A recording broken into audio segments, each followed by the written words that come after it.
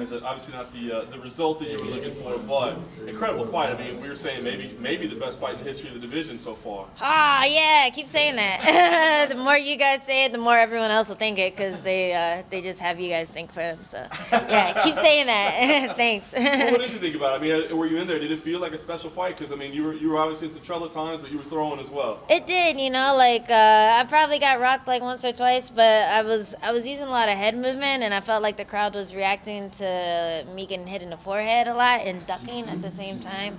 But she was definitely really strong. She was able to push me back into the cage, and every now and then I was able to tag her, maybe wobble her a bit.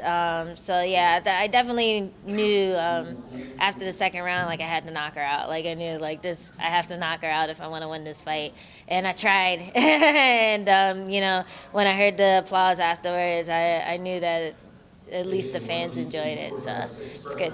Did she surprise you that she was able to keep up that pace the entire fight? Yeah, I thought she'd slow down, and she actually did. I mean, the first round there was a lot more pressure, but I don't know. I just felt a little more tentative than I wanted to. I really wanted to open up more, but I was still worried about the takedown. She didn't go for the takedown as much as I thought she would. So yeah, I don't know. I think it's just another learning experience, and we got a lot of material to work on, and just putting on the gas first round instead of coasting a little bit. So, yeah. And lastly, I mean, I think she's potentially the #1 contender. She might walk into a title shot next. So, I mean, the way that you were able to hang in there with her tonight, does that give you some type of encouragement for knowing, where you stand in the future? Yeah, I mean, hopefully people appreciate the show that I put on, and hopefully I could get back in there as soon as possible, maybe against, another strawweight ranked in the top 10, so I can keep just building my experience and getting my ranking up, because, I'm in it for the long run. I'm not trying to, get the belt and retire. I want to keep fighting. I want to be like Neil Magny, like Donald Cerrone, just be in there as much as possible, make as much money as possible, make as many fans as possible. I want to be the fan favorite. I want to be like, Korean Zombie, just up in everybody's face, throwing, putting on a good show, and hopefully winning next time. So. I think a lot of us are aware of your run in Invicta that got you back here. I mean, overall, how did the experience of this week feel to you and the fight? Just everything that you went through on that journey to get back here, what did that encompass for you? It was kind of weird because, in the morning I was really nervous, and then the closer I got to the fight, my nerves kind of subsided, and then when I was in the cage, I felt totally kind of zen almost. So I think Invicta really prepared me for this whole experience. Just being back in the UFC, I felt more nerves in my last fight in Invicta than I did in this fight. So I think it was a really good foundation for me to go back and get those wins and kind of just get that confidence in myself enough to face someone like Andrade and go in there with just full throttle and believe I can knock her ass out. So, so yeah, it was good. It was a good experience for me. Going back to your toughness, do you feel like, were you surprised at all by yourself by what was going on in there? Like you said, you got rocked once or twice, and it seemed like we could see it happening, but you reacted so quickly. I'm pretty sure it surprised her as well. And then on top of that, do you feel like that's something you can replicate in future fights as well? Yeah, definitely. I don't think that there's that many people who can hit like her, who are that strong. She has huge traps, so that's she's a hook machine.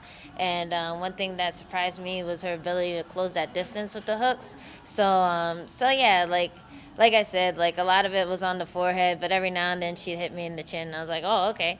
That's how it landed. I got to hit you back, or else they're going to stop it. So yeah, I don't know. I had a lot of confidence going into this, and I still do. I'm still happy with the way I reacted, even though I got swarmed. So yeah, I'm obviously I'm upset, but at least I have a lot of material to go back in, as opposed to if it was our first round stoppage or something like that. I can look back at the footage and say, okay, this is what I did wrong.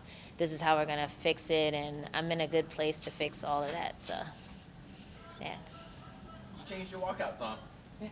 It's different every time. Yeah. It's a different one every time. Usually more of a metal girl. Yeah. Well, Misfits was kind of my first introduction into the kind of punkish type music, and then I started moving into metal, and then but like Skulls has always been like kind of like my theme song, you know, chopping off girls' heads and putting it on my wall.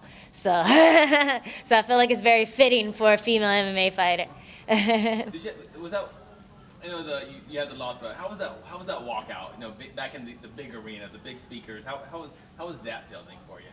Like I said, it was a lot more zen than it used to be. I remember just being really like kind of nervous, a little unsure, like, oh, do I hit people's hands? Do I walk forward? Do I run? Do I like, you know, there was a lot more like guesswork. I felt more like I was pretending that I knew what I was doing, but now I feel like, you know, with that experience, and just the fact that, you know, it's not going to be a one-off like 3-4 fights. I'm going to be doing this up until the double digits. So yeah, it was very zen for me to be back in the UFC and doing that walk again. You mentioned you would like to face a top 10 opponent. Do you have a name in particular? Is there a lady you were like? I don't want any of those bitches who are too scared to fight Andrade. Or maybe I do. Maybe I do. If you got the call for Andrade, I want to fight your ass. Yeah, I don't care. I don't care. I just whoever's ready, whoever wants to scrap. I'm really confident in myself now. I'm confident in my takedown defense. Confident in getting back up on my feet. Confident in my submissions. You know, and you know, obviously confident in my striking. So whoever's available, whoever wants to scrap, I'm ready to jump in there as soon as possible. As soon as like this swelling goes down. So maybe not Brooklyn, but I told Brian to tell Shelby Brooklyn. So we'll see. We'll see. And this confidence, you know, that you now have, is that from just being at Alliance for so long, or did it take all those wins, or just a combination of everything? Everything, you know, like I'm training with the best in the world. I'm training with Jessica Penne. I'm training with, you know, Beck Rollins. Like, I'm training with people who are fighting the best in the world and who are the best in the world. And everyone has their own strengths, and I feel like I'm in a good spot to be able to just soak that up and, you know, take from them what strengths they have and use it for my own advantage. So yeah, and then I'm also training with a lot of good what are they called? Flyweights. Flyweight men. And, you know, and my coaches are awesome. So, like, I really feel like the place that I am now is a place where I can grow and just continue to become, like, a well-rounded fighter as opposed to just a Muay Thai fighter that has good takedown defense.